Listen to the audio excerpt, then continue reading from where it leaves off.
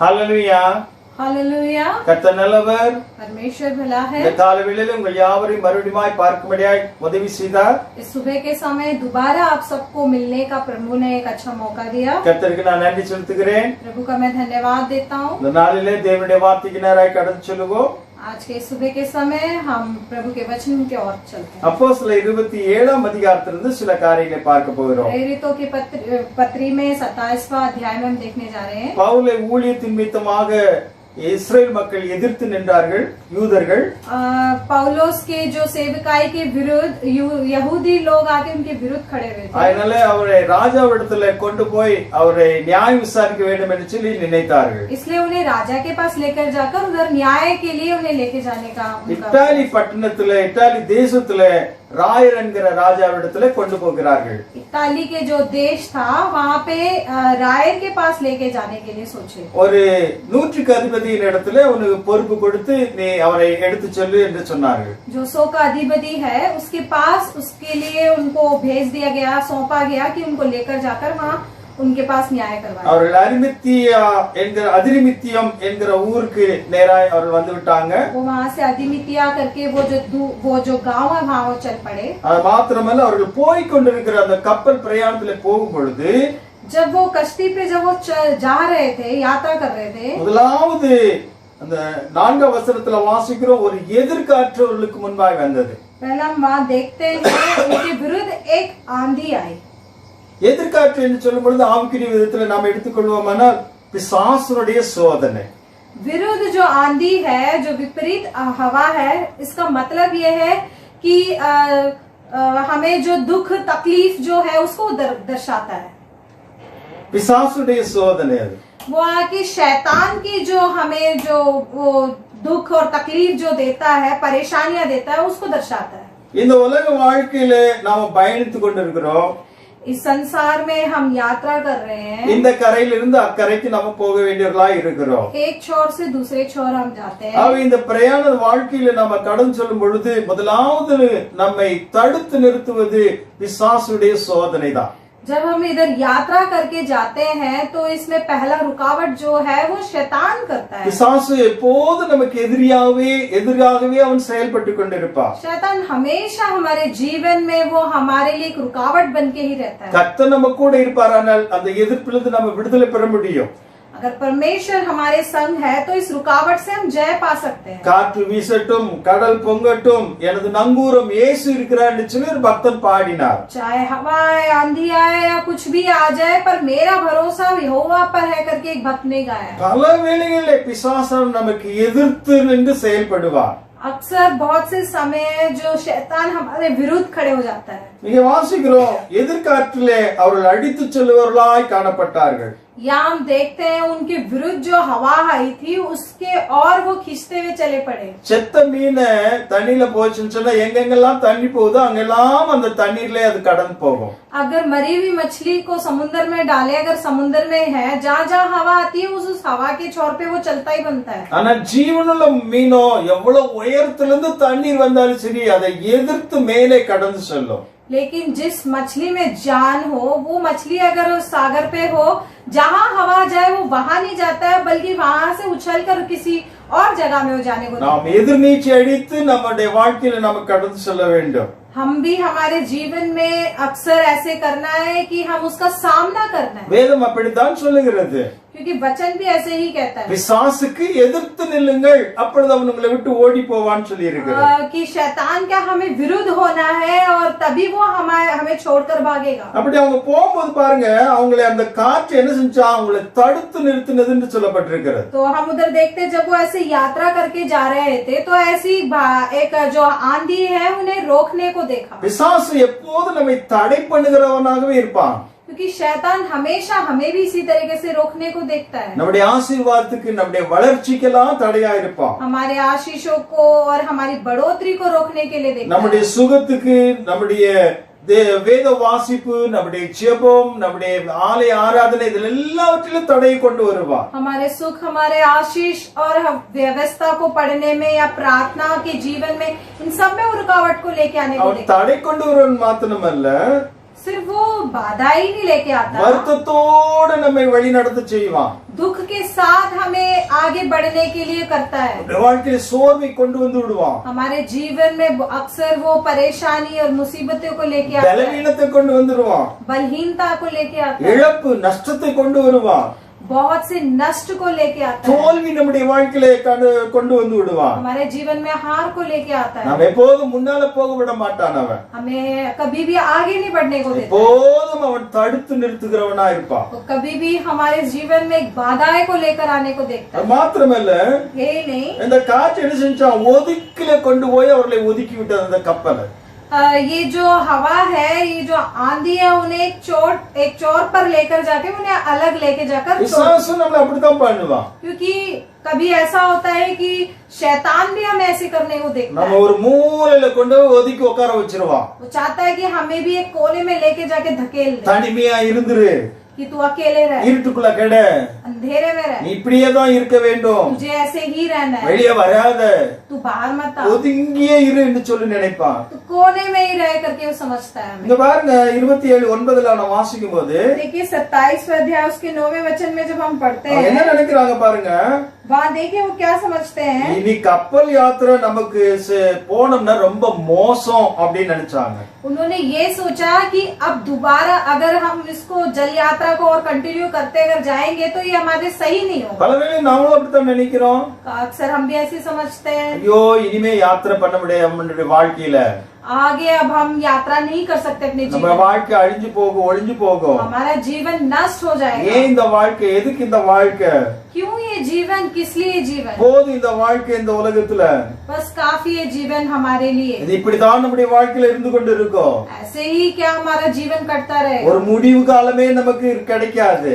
एक अंत नहीं आएगा हमारे जीवन का। இப்படி நம்மளே நம்ம சில வேளை தீர்மானம் பண்ணி கொள்கிறோம். तो अक्सर कभी हम ऐसे ही अपने आप को सोचते रहते அவங்க அப்படித்தான் நினைச்சாங்க, हैं, ऐसे ही उन्होंने भी இனிமே सोचा கப்பல் யாத்திரை பண்ண முடியாத ஒரு காரியம் என்று சொல்லி अब यात्रा करना बस हमारे लिए सही नहीं है। எல்லாம் பயந்து கொண்டு இருக்கிறார்கள் அந்த கப்பலுக்குள்ளாக. सारे डर रहे थे कश्ती के अंदर। அந்த நேரத்துல பாருங்க, பவுல் எழும்பி நின்று ஒரு எச்சரிப்பை அவர்களுக்கு கொடுக்கிறார்.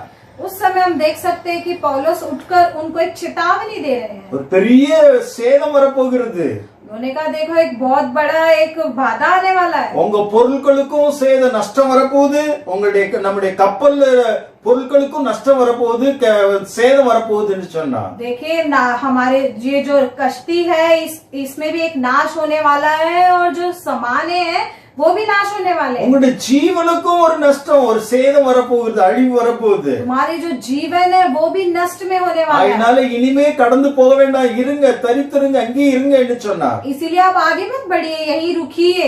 பல வேளைகளில பரிசுத்த ஆவியானவர் அப்படித்தான் நம்மளுக்கு எச்சரிப்பு கொடுக்கிறார். कभी ऐसा होता है कि पवित्र आत्मा भी हमें ऐसे ही நீ चेतावनी, போக கூடாது, நீ செய்யக்கூடாது, இத பேசக்கூடாது, இப்படி இருக்காது, அப்படி இருக்காதுன்னு சொல்லுவார் பல வேளைகள்ல. कि तुम इधर मत जाओ, ये मत बोलो, ये मत करो करके हमें अगुवाई करता है। பல வேளைகளில பரிசுத்த ஆவியானவருடைய அந்த வார்த்தையை கேட்டு, எச்சரிப்பை கேட்டு நாம கவனம் இல்லாத நாம உதறி தள்ளி விடுகிறோம் பல வேளைகள்ல. अक्सर हम ऐसे कर देते हैं, उनकी जो पवित्र आत्मा की जो चेतावनी है जब हमें बोलते हैं तो हम उसको नकार देते அந்த हैं। எச்சரிப்பை கேட்டு நாம் நடப்போம்னா பெரிய ஆசீர்வாதம் நமக்கு உண்டு. अगर उस चेतावनियों को हम सुनकर उसके अनुसार चले तो हमें आशीष है, பாதுகாப்பு, விடுதலை நமக்கு உண்டு. हमारे लिए एक अच्छा सहायता और छुटकारा हमें मिल सकता है, சுகம், வெற்றி கிடைக்கும் நமக்கு. हमें सुख और जय मिल सकता இங்க है। என்ன நடக்குது பாத்தீங்கன்னா, या हम देखते हैं क्या हुआ, அந்த 100க்கு அதிபதி பவுல் சொன்னதை அவன் நம்ப மாட்டேன்ட்டான். ये जो 100 का अधिपति था उसने पौलुस ने जो कहा उसको माना ही नहीं, नकार दिया। ஆனா அந்த மாலுமி, அந்த கப்பலை ஓட்டி செல்கிறவனே அவன் நம்ப ஆரம்பித்தானா. लेकिन उसने क्या करा, अपना भरोसा आकर जो नाव जो चलाता है उसके ऊपर रख दिया। அது அதிகமாய் அவன் மேல நம்பிக்கை வச்சான்னு வாசிக்கிறோம். वचन में हम देखते हैं उसने बहुतायत से उसके ऊपर भरोसा रखा। பல வேளைகள் நாம செய்யறது இப்படித்தான். अक्सर हम भी ऐसे ही करते हैं। பரிசுத்த ஆவியானவர் சொல்லும் பொழுது நம்ம அதை நம்புறது கிடையாது. पवित्र आत्मा हमें बताता है तो हम उसकी नहीं सुनते हैं। நல்ல ஒரு ஊழியக்காரர் சொல்லும் பொழுது நாம நம்புவது கிடையாது. अच्छे सेवक जब हमें कुछ कहते हैं तो हम उनकी नहीं मानते। ஆவிக்குரிய பிள்ளைகள் சில நேரங்களில் சில காரியங்களை சொல்லும்போது நாம நம்புவது கிடையாது. आत्मिक में जो लोग हैं वो हमें जब कुछ बताते हैं तो हम उनकी बातें नहीं मानते। நாம் உலகத்தாரை நம்புகிறோம், पर हम संसारिक के लोगों पे அவங்க विश्वास செய்வாங்க, करते இவங்க हैं। நல்லா சொல்றாங்க, அவங்க தீர்க்கதரிசனம் பேசுறாங்க, இவங்க நல்லா சொல்றாங்க என்று சொல்லி மற்றவர்களே நாம நம்பிக்கொண்டு இருக்கிறோம். हम सोचते हैं ये सही कह रहे हैं, ये पासवान सही कह रहे हैं, ये भविष्यकर्ता सही कह रहे हैं करके उनकी समझ जाते हैं। பவுல் அவன் நினைச்சிருப்பான், அந்த 100க்கு அதிபதி பவுலுக்கு இந்த கப்பல் எல்லாம் பழக்கமே கிடையாது, ஓட்டம் தெரியாது, ஒண்ணும் செய்யாது. पौलुस सोचा होगा कि ये तो हम चलाया ही नहीं होगा, ये क्या है करके उसने ऐसे समझा होगा। வானத்துல இயற்கையின் அந்த காரியங்கள் எல்லாம் அவனுக்கு ஒண்ணுமே தெரியாது. और जो ऊपर जो आकाश में जो चीज हो रहा है वो क्या है उनको ये भी नहीं समझ में आ रहा ஆனா होगा। கப்பல் மாலுமிக்கு எல்லாம் தெரியும், நல்ல ஓட்ட கத்துக்குவன், அவன் பெரியவன், அவனுக்கு நல்ல முதிர்ந்தவன், எல்லாவற்றிலும் அவன் எல்லாம் தெரிந்தவன் என்று சொல்லி அவன் நினைச்சுக்கிட்டு இருந்திருப்பான். पर उन्होंने ये सोचा होगा जो नाव चलाता है उसको सब कुछ पता है, सबका ज्ञान पता है करके उन्होंने समझा होगा। அவன் நம்பாம போனது மாத்திரமல்ல, उन्होंने सिर्फ यही नहीं उन पे भरोसा रखा हो। தென்றல் காத்து கொஞ்சம் மெதுவா அடிக்கிறதுனால அது அவனுக்கு சாதகமாய் தெரிந்தது. और जो एक धीमी हवा जो आई जैसे ही, तो वो उनको एक पता चला उनको उसके द्वारा थोड़ा। சில வேளைகள் நமக்கு இந்த காற்று, இந்த தென்றல் காற்று மாதிரி நமக்கு சாதகமா சில காரியங்கள் நடக்கலாம். कभी कभी ऐसा होता है, एक धीमी हवा जैसे हमारे जीवन में भी कार्य होता है। பாத்தியா பாத்தியா இது பாத்தியா அது சொன்னாங்க, அவங்க அப்படி சொன்னாங்க இப்படி சொன்னாங்க, இதான் இப்படி நடக்குதே, நல்லா தானே இருக்கு அப்படின்னு நம்ம நினைச்சுக்கிட்டு இருப்போம். हम भी कहते हैं देख देख सही हो रहा है ना, जो भी हो रहा है अच्छे के लिए हो रहा है, सही हो रहा है। சில வேளையில அது காணல் நீர் மாதிரி நமக்கு தெரியும், காட்சி அளிக்கும். அது कभी कभी वो हमें अच्छे के लिए जैसे लगता है, கையில இருக்கிற மாதிரி நமக்கு இருக்கும், 190% நமக்கு கிடைச்சிச்சு நம்ம நினைப்போம். कभी कभी हमें ऐसा लगता है हमारे हाथ में आ गया, मुट्ठी में आ गया, 90% आ गया। ஆனால் எதிர்பார்த்த காரியங்கள் கைகூடாமல் போய்விடும். लेकिन जो हम सोचते हैं वो हमारे हाथ से निकल जाता है। அங்க என்ன நடக்குது பாத்தீங்கன்னா, देखिए वहाँ क्या हो रहा है। அது கொஞ்ச நேரத்துல ஒரு பெரிய கடும் காற்று அங்கே உண்டானது. हम देखते हैं थोड़ी देर में एक बड़ी आंधी है। கடும் காற்று என்னும் பொழுது அது உலக சோதனைகள், உலக காரியங்கள், உலக இச்சா ஆசாபாசங்கள். बड़ी आंधी का मतलब है कि संसारिक की इच्छा, आशा, अभिलाषा அவங்கள அந்த கப்பலை மோதி அடிச்சிச்சுன்னு சொல்லி வாசிக்கிறோம். हम देखते हैं वो आंधी उनकी कश्ती को दबा के ले चला। பல வெளியில இந்த உலக ஆசாபாசங்கள் நம்மை மோதி அடிச்சு நம்மளை சேதப்படுத்த நினைக்கும். कभी कभी संसार की इच्छा, अभिलाषा हमें भी धकेलता ले चलता இந்த है। உலகம் நமக்கு சதமானதல்ல, சொந்தமானதல்ல. ये संसार हमारा अपना नहीं है। உலகமும் அதன் இச்சையும் ஒழிந்து போகும் சொல்லி வேதம் வாசிக்கிறோம். संसार और उसकी इच्छा मिट जाएंगे करके हम वचन में நாம் देखते இந்த हैं। உலகத்தில் இருந்தாலும் நாம் உலகத்தார் அல்லன்னு ஆண்டவர் சொல்லி இருக்கிறார். हम इस संसार के होकर भी हम इस संसार के नहीं है करके वचन कहता है। ஆகவே இதிலிருந்து நம்ம மீண்டு நம்ம வெளியே வர வேண்டியது அவசியமா இருக்கிறது. इसलिए इससे हमें निकल कर बाहर आना है करके वचन कहता है। உலகத்தில் நீங்க அன்பு கூர்ந்தீர்களானால் தேவனிடத்துல நீங்க அன்பு கூற முடியாதுன்னு சொல்லி வேதம் வாசிக்கிறோம். अगर तुमने संसार से प्रेम रखा तो प्रभु से प्रेम नहीं रख पाओ। பவுல் சொல்றாரு, உலகம் எனக்கு சிலுவையில் அறையுண்டு இருக்கிறது அப்படிங்கிறார். पौलुस कहता है कि संसार का प्रेम मेरे लिए ऐसा है कि क्रूस पर लटकाने के जैसा। உலக சிநேகம் தேவனுக்கு விரோதமான பகை என்று சொல்லி வேதத்துல வாசிக்கிறோம். क्योंकि संसार का जो प्रेम है जो पवित्र शास्त्र को नकारने के जैसा है करके हम वचन में देखते हैं। ஆகவே இந்த உலக ஆசாபாசங்கள் எல்லாம் நம்முடைய படகை மோதி அடித்து நம்மை சின்ன பின்னமாக்க நினைக்கும். इसलिए संसार की इच्छा, अभिलाषा हमारे जीवन की कश्ती को भी इसी तरीके से दबोच लेता है। ஆகினால் இந்த உலக ஆசாபாசங்களுக்குள்ளா இச்சைகளுக்குள்ளா நம்ம மாட்டிக்கொள்ள கூடாது. इसलिए संसार की इच्छा, अभिलाषाओं में हमें फंसना नहीं है। இது நம்மை இழுத்து சென்று விடும் என்று சொல்லி அங்கே வாசிக்கிறோம். ये हमें खींच कर ले जाता है करके हम देखते हैं। காற்று போற போக்கிலே நம்மை கொண்டு போய் விடும். जैसा हवा चलता रहता है उस हवा के झोंके में हमें भी ले चलता है। அதுல நாம அகப்பட்டு கூடாது. इसमें हमें फंसना नहीं है। இதிலிருந்து மீண்டு வர வேண்டும். इससे हमें निकल कर उभर कर बाहर आना है। இதற்கென்று பல உபாயங்கள் செய்ய வேண்டும். इसके लिए और बहुत से उपाय हैं உலகத்தை வெறுக்கணும், कि हमें संसार को नकारना है, உலகத்துக்கு அடிமையா இருக்க கூடாது, संसार के अधीन न बनना है, உலகத்திலிருந்து நம்ம விலகி ஓடணும். संसार को छोड़कर पीछा उससे भागना है। இதெல்லாம் நம்ம செய்யும் பொழுது நம்முடைய வாழ்க்கை படகு சரியான விதத்துல அது நம்ம எடுத்து செல்லும், அக்கறைக்கு கொண்டு போகும். अगर ये सब हम कार्य को करते हैं तो हम संसार की चीजों को नकारते तो हम आगे और बढ़ सकते हैं। அவங்க அப்படியே அவங்க போய்கிட்டு இருக்கும்போது பாருங்க, மறுபடியும் ஒரு வித்தியாசமான ஒரு காற்று அடிக்கிறது. लगातार जब वो चलते रहते तो और एक आंधी को हम देखते हैं। அப்போஸ்தலர் 27:18 வாசிக்கும் பொழுது, उसमें प्रेरितों के काम में ही हम 27वां अध्याय उसके 18वें वचन में देखते ஒரு हैं। பெருங்காற்று அங்கே வீசினது அடித்தது என்று சொல்லி वहाँ हम வாசிக்கிறோம். देखते हैं और एक भारी आंधी वहाँ पर है। பெருங்காற்று என்று சொன்னா भारी आंधी का क्या मतलब है? மாம்ச இச்சைகள், कि मानसिक इच्छा है, சரீர இச்சை, கண்களின் இச்சை. हमारे शारीरिक की इच्छा है, हमारे आंखों की इच्छा। இந்த பெருங்காற்று நம்முடைய வாழ்க்கையில நம்மை அடித்து சென்று நம்மை நாசமாக்கி விடும். ये जो शारीरिक इच्छा, ये जो भारी आंधी है हमारे जीवन में निकल जाएगी तो ये हमारे अंदर आ जाएगी तो हमें नाश कर देगी। இந்த மாம்ச சரீர கண்களின் இச்சைகள் நம்மை கடந்து செல்ல விடாதபடி நம்மை தடுத்து நிறுத்தும்.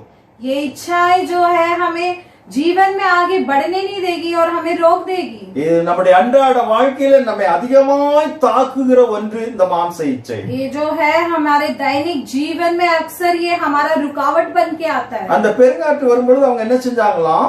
देखिए भारी आंधी जब आई उन्होंने क्या किया? சில சரக்குகள் எல்லாம் பொருட்கள் எல்லாம் தூக்கி தண்ணியில போட்டாங்க. कुछ सामाने जो थे उन्होंने उसे उठाकर समुद्र में फेंक दिया। கப்பலில் இருந்த பெரிய பெரிய பொருட்கள் எல்லாம் எடுத்து கீழே தூக்கி போட ஆரம்பித்தார்கள். वो जो कश्ती में जो बड़े बड़े सामान थे उस सबको निकाल कर उठा के उन्होंने समुद्र में फेंक दिया। இன்னைக்கு நம்முடைய வாழ்க்கையில செய்ய வேண்டிய காரியம் இதுதான். हमारे जीवन में भी हमें यही करना है। நமக்கு எது கனமா இருக்கிறதோ எல்லாவற்றையும் நம்மை விட்டு நம்மை மாற்றி அப்புறப்படுத்த வேண்டும். जो जो हमारे जीवन में बहुत भारीपन है उन सबको निकाल कर हमें फेंकना है। வேண்டாத விருப்பமில்லாத ஆண்டவருக்கு பிரியமில்லாத எல்லா காரியங்களும் நம்ம விட்டு மாற்றி அப்புறப்படுத்த வேண்டும். தூக்கி எறிந்து தண்ணீர்ல போட்டு விட வேண்டும். जिन जिन चीजों से प्रभु नकारता है, जो जो चीज हमारे जीवन में नहीं चाहिए उन सबको निकाल कर हमें फेंकना है। நம்மை சுற்றி நெருங்கி நிற்கிற பாவத்தை தள்ளிவிட வேண்டும் என்று சொல்லி வேதத்துல வாசிக்கிறோம். जो पाप हमें झकड़ता है, जो हमारे आजू बाजू है, उन सबको निकाल कर हमें फेंकना है। ஆகவே நம்மை ஒட்டி கொண்டிருக்கிற எல்லா பாவங்களையும் நம்ம விட்டு மாற்றி அப்புறப்படுத்தும் பொழுது மாத்திரமே நம்முடைய வாழ்க்கை பிரயாணத்திலே கடந்து செல்ல முடியும். हमारे ऊपर चिपके हुए पापों को हमारे अंदर से निकाल कर हमें बाहर फेंकना है। விபச்சாரம், வேசித்தனம், அசுத்தம், காம விகாரம்,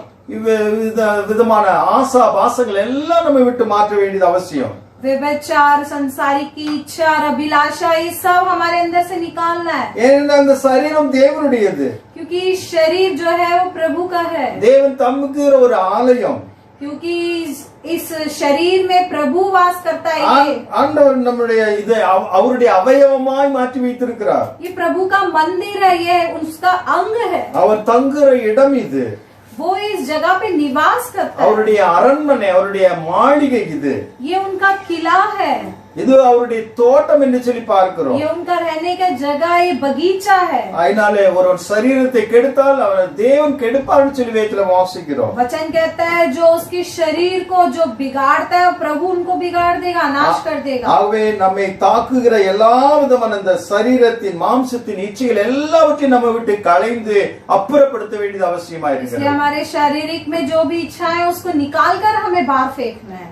கொஞ்ச நேரத்துக்குள்ளாங்க நான் வாசிக்கும் போது சூரிய சந்திர நட்சத்திரங்கள் ஒளி கொடுக்காம இருந்தது என்று சொல்லி அங்க பார்க்கிறோம். हमने आगे जब आप पढ़ेंगे तो उसमें लिखा है कि सूर्य चंद्रमा और ये सब रोशनी दिए बिना थे। 14-15 நாட்கள் அவர்கள் கடந்து வந்து விட்டார்கள் பிரயாணத்துல. करीब 14-15 दिन तक वो चल पड़े यात्रा में। ஆனால் ஒரு இருண்ட வாழ்க்கை, लेकिन एक अंधारापन जीवन था। தட்டு தடுமாறி எங்க போறோம் எப்படி போகிறோம் தெரியாதபடி அவர்கள் பிரயாணப்பட்டு போய் கொண்டிருக்கிறார்கள். उनको खुद नहीं पता वो कैसे कहाँ जा रहे हैं कर ஒரு ஒளி இல்லாத ஒரு வாழ்க்கை, डगमगा के जा रहे थे, ना बिन रोशनी के जीवन। ஆண்டவராகிய இயேசு கிறிஸ்து நமக்கு ஒளியா இருக்கிறது நாம் மறந்து போக கூடாது. पर हमें ये नहीं भूलना है कि प्रभु यीशु मसीह एक रोशनी है हमारे लिए। நம்முடைய வாழ்க்கையில இருள் எல்லாவற்றையும் மாற்றி நம்மை பிரகாசிக்க பண்ணுகிற தேவன் அவர்.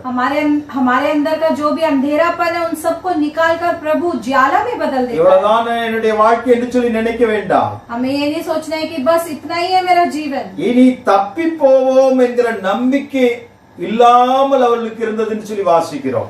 अब वहाँ पे हम पढ़ सकते हैं, वहाँ लिखा है कि बच के जाने वाला जीवन न हो पाए। இவ்வளவுதான் என் வாழ்க்கை முடிஞ்சு போச்சு அப்படின்னு நம்ம பலவே நினைக்கிறோம். कभी हम ऐसे सोचते बस इतना ही है क्या मेरा जीवन। நாம் நம்பிக்கை இழந்து போயிரும்.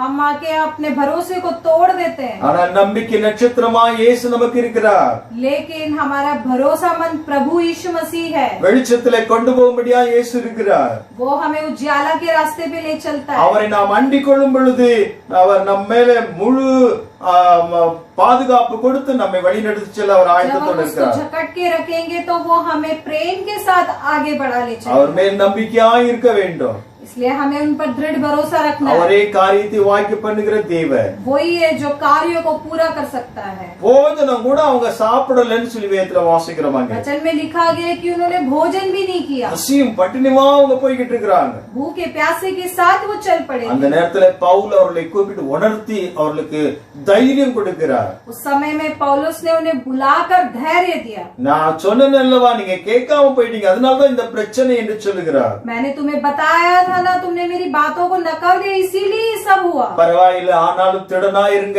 என்று சொல்லுகிறார். उन्होंने कहा कोई बात नहीं, फिर भी दृढ़ भरोसा रखिए। அவரை தைரியப்படுத்துகிறதை பார்க்கிறோம். उनको धैर्य दिया। பல வேளைகளிலே பரிசுத்த ஆவியானவர் இப்படிதான் நம்மை தைரியப்படுத்துகிறார். अक्सर पवित्र आत्मा हमें ऐसे ही धैर्य देता है। சோர்ந்து போகாதே, கலங்கி போகாதே, கண்ணீர் வெடிக்காதே, பயப்படாதே, நான் கூட இருக்கிறேன். निराश ना हो, व्याकुल मत हो, आंसू मत बहाओ, मैं तुम्हारे संग हूँ। இதுதான் பரிசுத்த ஆவியானவர் செய்கிற ஒரு வேலை. यही पवित्र आत्मा का कार्य है। அவர் பவுல் சொல்றா உங்களுக்கு ஒரு சேதமும் வராது என்று சொல்லி அவர் சொல்லுகிறார். पौलुस कहते हैं कि तुम्हें एक भी नष्ट नहीं होंगे। முழு நம்பிக்கை வைங்க ஆண்டவரிடத்துல, திடமனதா இருங்கள், இயேசு உங்களை நிச்சயமாய் கர்த்தர் உங்களை விடுவிப்பார் என்று சொல்லுகிறார். अपना भरोसा पूरा प्रभु पे रखिए, वो जरूर तुम्हें छुटकारा देगा, छुड़ाएगा। நாம் நாளைக்கு ஒரு பெரிய ஒரு தீவுக்குள்ளாய் நாம இறங்க போகிறோம் என்று சொல்லுகிறார். वो कहते हैं कि कल हम एक बहुत बड़े द्वीप में जाकर उतरने वाले हैं। நடு சாமத்துல அவர்களுக்கு அவர்கள் அந்த கப்பல் ஓட்டி செல்லும் பொழுது அந்த கப்பல் ஓட்டுறவனுக்கு ஒரு ஒரு இடம் தென்படுகிறதை அவன் பார்க்கிறான். और बीच रात में ऐसा हुआ, बीच के समय में जो नाव, जो कश्ती को जो चलाता है, उसको वो द्वीप दिखने लगा। ஒரு கரை தென்பட்டது. एक चौर उसको दिखाई दिया கொஞ்ச நேரத்துக்குள்ளாய் பொழுது விடிய ஆரம்பித்தது. और थोड़ी देर में ही भोर हो चला। ஹல்லேலூயா. हालेलुया। இருள் மறைந்து பொழுது விடிய ஆரம்பித்தது.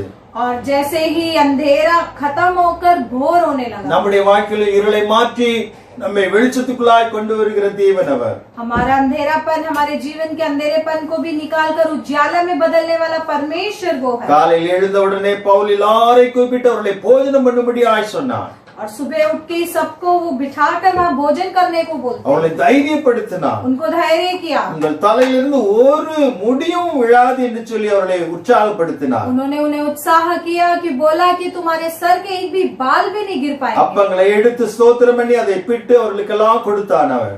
और उनको खाने के लिए भोजन दिया। எல்லாரும் திடமனதோடு கூட புசித்தார்கள். रोटी तोड़कर उन्हें दिया और सब खुशी से उसको खाने लगे। திருப்தியாய் புசித்தார்கள் சொல்லி வாசிக்கிறோம். तृप्त होकर वो खाए। பொழுது விடிந்த உடனே जैसे ही भोर हुआ, சமமான ஒரு கரை அவர்களுக்கு தென்பட்டது. और जैसे ही भोर हुआ तो उनको एक बराबर के एक चौकट पे जाकर वो पहुंचे। 40ஆம் வசனத்துல வாசிக்கிறோம், 40वां वचन में हम पढ़ते हैं, நங்கூரங்களை அறுத்து கடலிலே விட்டு சுக்கான்களை கட்டுகளை தகர விட்டு பெரும்பாயை காற்று முகமாய் விரித்து கரைக்கு நேராய் ஓட வைத்தார்கள். 40वां हम वचन में पढ़ते हैं, तब उन्होंने लंगरों को खोलकर समुद्र में छोड़ दिया और उसी समय पतवारे के बंधन खोल दिए और हवा के सामने अगला पाल चढ़ाकर किनारे की ओर चले। ஹல்லேலூயா. हालेलुया। கடல் அந்த கரையின் அருகிலே அவர்கள் வந்து விட்டார்கள். वो बिल्कुल उसके किनारे आ चुके थे। அந்த 100க்கு அதிபதி எல்லாரையும் கடந்து செல்லும்படியாய் அவன் சொன்னார் கரைக்கு. और जो 100 का अधिपति था उसने सबको बोला कि तुम जाकर उस चौकट पे पहुंचो, बिल्कुल उस किनारे में जाइए। எல்லாரும் நீந்தி கடலிலிருந்து கரை ஏறினார்கள். और सब वहाँ से तैर कर समुन्दर से वहाँ चौकट पे जाकर पहुंचे। கடைசி வசனத்துல வாசிக்கிறோம், आखिरी वचन में हम पढ़ते हैं, இவ்விதமாய் எல்லாரும் தப்பி கரை சேர்ந்தார்கள். और सारे इस तरीके से बचकर वहाँ जाकर पहुंचे। ஹல்லேலூயா. हालेलुया। கர்த்தர் நல்லவர். परमेश्वर भला है। நம்முடைய வனாந்தர யாத்திரை, நம்முடைய இந்த யாத்திரையிலே கர்த்தர் நம்ம கூட இருக்கிறவராய் இருக்கிறார். देखिए, इस जीवन के यात्रा में परमेश्वर हमारे साथ है। இந்த யாத்திரையிலே பல விதங்களிலே இந்த காற்றுகள் போல நமக்கு பல இந்த காற்றுகள் நம்மை அடித்து நம்மை கரை சேர விடாதபடி தடுக்கலாம். इस जीवन की यात्रा में अक्सर हमारे जीवन में भी ऐसे बड़ी बड़ी आंधियां आती है जो हमें आगे बढ़ने को नहीं देता है। பிசாசு நம்மை தடுத்து நிறுத்தலாம், शैतान हमारा रुकावट कर सकता है, உலக ஆசாபாசங்கள் நம்மை தடுத்து நிறுத்த நினைக்கும். संसार की इच्छा अभिलाषा हमारी रुकावट बन सकती ஏன் है। நம்முடைய சரீரமே நம்முடைய மாம்சமே நம்ம வாழ்க்கையில கடந்து போக விடாதபடி நம்மை தடுத்து நிறுத்தலாம். क्यों हमारी जो मानसिक इच्छा है वो भी हमें ऐसे तरीके से रोक सकती है। ஆனால் கர்த்தர் நம்ம கூட இருப்பார். ஆனால் लेकिन अगर यीशु प्रभु हमारे साथ हो இந்த तो 3 தடைகளை மாற்றி நம்முடைய வாழ்க்கை ஓட்டத்துல நம்ம கூட இருந்து நம்மை வழி நடத்துவார். ये 3 आंधियों को तोड़कर हम इस चीजों से हमें निकलकर बाहर आगे आने के लिए वो அவர் हमारा நம்மை साथ आता है। அக்கறைப்படுத்துகிற தேவன். वो हमें दूसरी चौर तक पहुंचाने वाला परमेश्वर। ஹல்லேலூயா. हालेलुया। ஒரு ஹிந்தி பாடல் உண்டு, அதை நாம் பாடுவோம். एक हिंदी गाना है जिसे हम गाएंगे। अब दूर नहीं है किनारा, धीरज को हमारे बढ़ाना, जीवन की हमारी नैया को भवसागर में खोने न देना. अब दूर नहीं है किनारा, धीरज को हमारे बढ़ाना, जीवन की हमारी इस नैया को भवसागर में खोने न देना. Hallelujah, hallelujah, hallelujah, hallelujah,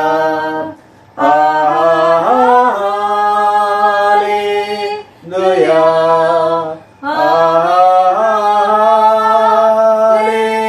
hallelujah,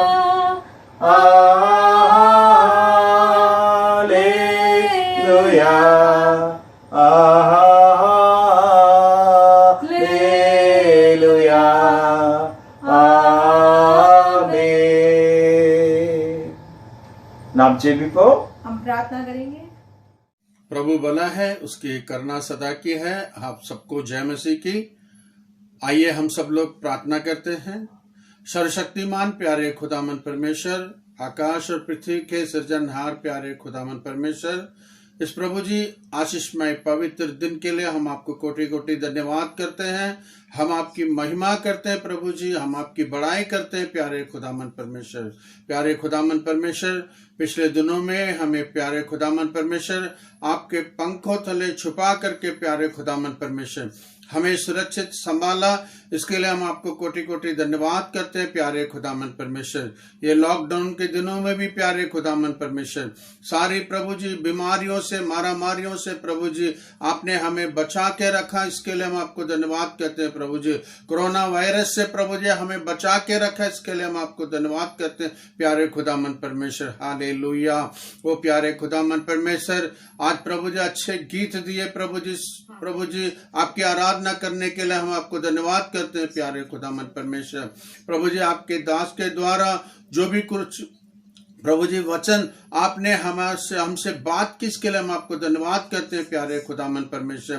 जैसे कि प्रभु यीशु मसीह को प्यारे खुदामन परमेश्वर उन्होंने कहा कि अपने शिष्यों को प्रभु जी उस तट पार जाना है करके प्रभु जी, जब वो शिष्य लोग जब प्रभु जी नाव में जब प्रभु जी वो यात्रा कर रहे थे प्रभु जी, बहुत बड़ी लहरें उठी प्यारे खुदामन परमेश्वर।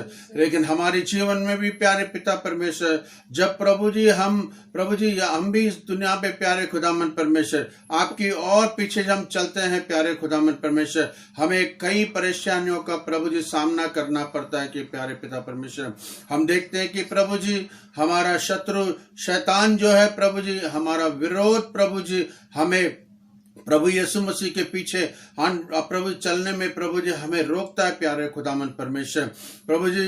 और प्रभु जी हम देखते हैं कि दुनिया की अभिलाषा हमें रोकती है प्यारे खुदामन परमेश्वर, और हमारी खुद की शरीर की इच्छाएं हमें रोकती है कि प्यारे खुदामन परमेश्वर की हम प्रभु के पीछे ना जाएं प्यारे खुदामन परमेश्वर। वो प्यारे खुदामन परमेश्वर प्रभु जी एक मददगार प्यारे खुदामन परमेश्वर, आप हमारे प्रभु जी इससे पहले आपने जयवंत पाया, इस दुनिया को आपने जीता है प्यारे खुदावन परमेश्वर। आपने दुष्ट आत्मा को जीता है प्रभु जी। आपने इस दुनिया को प्रभु जी जीता है प्रभु जी। आपने प्रभु जी शरीर की सारी अभिलाषाओं को प्रभु जी आपने जीता है। क्रूस पे आपने चढ़ा करके प्रभु जी आपने जय पाया है प्यारे खुदावन परमेश्वर। ओ प्यारे खुदावन परमेश्वर, ओ जय देने वाले प्यारे खुदावन परमेश्वर, आप हमें प्रभु जी इन सारी चीजों से प्रभु जी आप हमें जय देने वाले, इसके लिए हम आपको धन्यवाद करते हैं प्यारे खुदावन परमेश्वर। हालेलुया। ओ प्यारे खुदावन परमेश्वर, हम आपकी महिमा करते हैं प्यारे खुदावन परमेश्वर। आज प्रभु जी कलीसिया के सब भाई बहनों के लिए प्रभु जी हम पूरे एक एक परिवार के लिए आपके सम्मुख में आता है प्यारे खुदावन परमेश्वर। आते हैं वो प्यारे खुदावन परमेश्वर प्रभु जी हर एक परिवार को प्रभु जी इस लॉकडाउन के दिनों में भी प्रभु जी आपने हर किसी को संभाले रखा, प्रभु जी बचाए रखा, इसके लिए हम आपको धन्यवाद करते हैं। हम आपकी कोटि कोटि महिमा करते हैं प्रभु जी। इन दिनों में प्रभु जी हर एक प्रत्येक प्रभु जी हमारे भाई बहनों के लिए, उनके परिवार के सब सदस्यों के लिए हम प्रार्थना करते हैं प्रभु जी। हम नहीं जानते कि प्यारे खुदावन परमेश्वर वो किस परिस्थिति में प्रभु जी वो परिवार गुजर रहा है प्यारे खुदावन परमेश्वर। जो भी कुछ प्रभु जी उनकी जरूरतें हैं प्रभु जी, उनकी जो भी कोई प्यारे खुदावन परमेश्वर, जो भी प्रभु जी जो रुकावट है प्रभु जी, जो इच्छा है सारी प्यारे खुदावन परमेश्वर, उनको जो भी कोई प्रभु जी आशीष रुकावट है प्रभु जी आज के दिन हम प्रार्थना करते हैं प्यारे खुदावन परमेश्वर, सब चीजों की आप मुहैया कराइए प्रभु जी। उस परिवार को प्यारे खुदा एक एक को प्रभु जी आपके स्वर्ग के प्रभु जी आशीष भंडार से उन हर एक परिवार को आप भर दीजिए प्यारे खुदावन परमेश्वर। हम आपको धन्यवाद करते हैं प्यारे खुदावन परमेश्वर। और आज के दिन खास करके हम प्रार्थना करते हैं प्रभु जी, जो प्रभु जी दुनिया भर में प्रभु जी जो कोरोना वायरस जो है प्यारे खुदावन परमेश्वर, जो सब लोगों में दहशत और प्रभु जी कई लोग प्रभु जी मर चुके हैं प्रभु जी, मृत्यु की ओर चल गए हैं प्यारे खुदावन परमेश्वर। हम प्रभु जी प्रार्थना करते हैं प्रभु जी इस प्रभु जी कोरोना वायरस को प्रभु जी हम प्रभु जी हमारे देश से प्रभु जी वो यीशु मसीह के नाम से दूर हो जाने के लिए हम प्रार्थना करते हैं इस समय पे प्यारे खुदावन परमेश्वर। ये दुनिया भर से प्रभु जी जहां कहीं भी प्रभु जी ये कोरोना वायरस छा रहा है प्रभु जी, हम उसको यीशु मसीह के नाम से हम दूर करते हैं प्यारे खुदावन परमेश्वर। ओ प्यारे खुदावन परमेश्वर, आने वाले दिनों में प्यारे खुदावन परमेश्वर आप हमारी सहायता मदद करें कि प्यारे खुदावन परमेश्वर ये दुनिया भर से प्यारे खुदावन परमेश्वर हमारे भारतवर्ष से प्रभु जी हम प्रभु जी सूचना ना सुने कि प्यारे खुदावन परमेश्वर की यहाँ प्रभु जी कोरोना वायरस है करके प्यारे खुदावन परमेश्वर। वो प्यारे खुदावन परमेश्वर ये कोरोना वायरस प्रभु जी वो यीशु मसीह के नाम से वो दूर हो जाए प्यारे खुदावन परमेश्वर। हालेलुया। वो प्रभु जी हम प्रभु जी अपने आप को नम्रता के साथ प्रभु जी दीनता के साथ प्रभु जी आपके सम्मुख में आते हैं प्यारे खुदावन परमेश्वर। प्रभु जी आपने हमारी प्रार्थना सुनी प्रभु जी, आपके पंखों तले प्रभु जी हमें छुपा के रखते हैं, इसके लिए हम आपको धन्यवाद करते हैं प्रभु जी। आपके प्रेम के लिए, आपके प्रभु जी अनुग्रह के लिए प्रभु जी, आपके लिए दया, आपकी दया के लिए हम आपको धन्यवाद करते हैं प्यारे खुदावन परमेश्वर। अब तक आपने संभाला प्रभु जी और भी आप संभालेंगे, इसके लिए हम आपको कोटि कोटि धन्यवाद करते हैं प्रभु जी। आज हमारी प्रार्थना को सुना, इसके लिए हम आपको धन्यवाद करते हैं प्रभु जी। हम इस छोटी सी प्रार्थना को आपके इकलौते प्रेमी पुत्र प्रभु यीशु मसीह के मीठे और सुंदर पवित्र नाम में मांगते सुन और कबूल कर पिता। आमीन आमीन आमीन आमीन। सबको जय मसीह की। हे मेरे मन यहोवा को दैनिक है और जो कुछ मुझ में है वो उसकी पवित्र नाम को दैनिक है। हे मेरे मन यहोवा को दैनिक है और उसकी किसी उपकार को ना बोलना। अब प्रभु यीशु मसीह के अनुग्रह और परमेश्वर के प्रेम और पवित्र आत्मा की सौभाग्यता हम सबके साथ होती रहे। आमीन आमीन। God bless you.